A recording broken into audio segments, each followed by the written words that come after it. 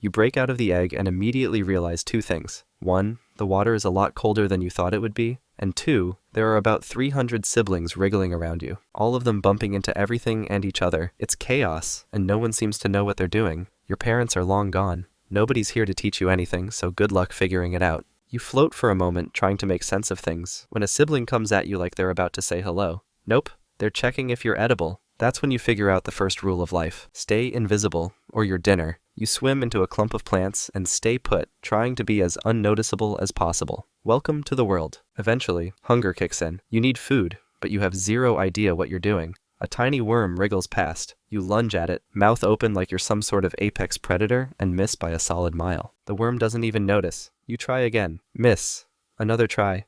Miss. Honestly, it's embarrassing. On the 4th attempt, you finally manage to catch it. It's wiggly, slimy, and not exactly a gourmet meal, but it'll do. Victory is yours. Barely. You keep hunting, but it's very hit or miss. Mostly miss. Every now and then, something small enough to eat comes by, and you give it your best shot. Sometimes you catch it, and sometimes you just look ridiculous snapping at empty water. You're not proud of it, but at least you're figuring it out. You spend the rest of your time hiding in the shadows, wedged between plants, trying not to get noticed. A sibling swims by and snaps up a worm like it's nothing. You consider snapping at them just to send a message, but they decide against it. That's the kind of energy you don't have right now. A few weeks in, you've grown. You're faster, stronger, and smarter. You don't just float anymore, you move with purpose. You know when to wait, when to strike, and when to stay still. You hunt worms, larvae, and anything small enough to fit in your mouth. You don't miss as often now. You're getting good at this. You leave the plants more often.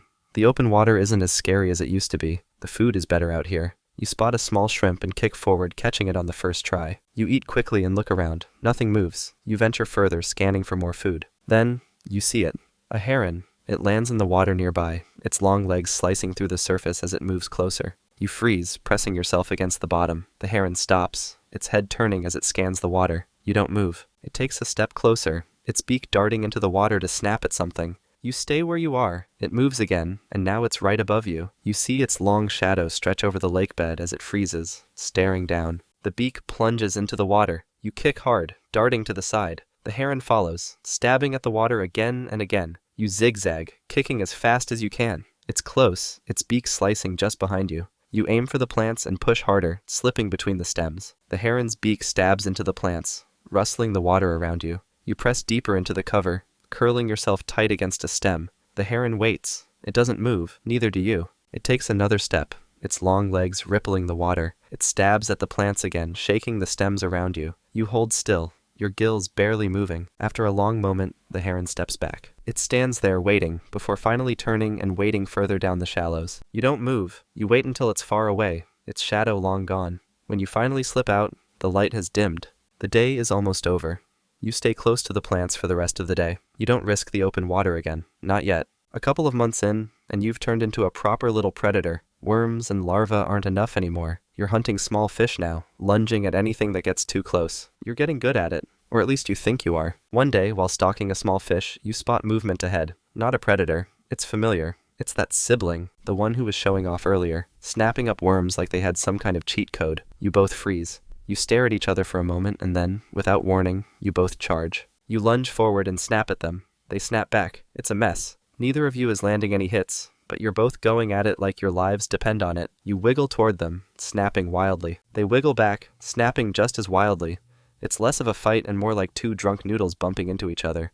At one point, they bump your gill, and you flinch so dramatically that it almost feels like a win for them. Almost. You try snapping at their tail, but they dart out of reach. They try snapping at your side, but miss completely. For a solid few minutes, it's just the two of you flailing at the water, taking breaks to stare each other down like you're about to say, "What exactly are we even doing?" Finally, your sibling decides they've had enough. They flick their tail and swim off, all casual, like they weren't just flailing at you like a lunatic. You follow them for a few seconds, just to make sure they know you're still the boss, obviously, before turning back to the hunt. It wasn't much of a fight, but you still feel a little triumphant. Next time maybe you'll actually win. For now, you focus on catching your next meal, which will definitely be smaller and far less complicated than your sibling. You've survived your first year, and you're no longer the smallest thing in the lake. That's a win, but the real accomplishment? Claiming your own little patch of territory. It didn't just fall into your lap. You had to earn it. It started when you found a perfect spot, plenty of plants for cover, a decent supply of worms and larvae, and enough space to stretch out without bumping into anything or anyone. But of course it wasn't unoccupied. One of your siblings had gotten there first. They floated near the plants, acting like they owned the place. You stared at them, and they stared back. Then you puffed out your gills, just enough to look a little bigger, and swam toward them like you meant business. You didn't snap or charge, just a slow, deliberate move, like you were daring them to stick around. They hesitated, flicked their tail, and started to back off. You kept coming, steady and calm, until they turned and bolted. No fight, no flailing, just you giving them the don't even try it treatment. Once they were gone, you settled into your new territory. It's not much, but it's yours. Your own little corner of the lake with food, cover, and enough space to hunt without anyone getting in your way. You patrol it regularly, just in case anyone else gets ideas, but so far, no one's dared to come back. You hunt, you rest, you keep an eye out for anything that doesn't belong. The lake hasn't changed. It's the same as it's always been. Shadows, food, danger. But in your little patch, you're in charge. For now, that's all you need. By the time you're 2 years old, you've officially made it to adulthood. You're done growing, but that doesn't matter. You've got everything you need. Sharp hunting skills, sharper instincts, and just enough experience to know when to fight and when to swim away as fast as possible. Spoiler, most of the time, swimming away is the smart choice. Then, one day, something feels off. It's mating season. You don't know how you know this, but you do.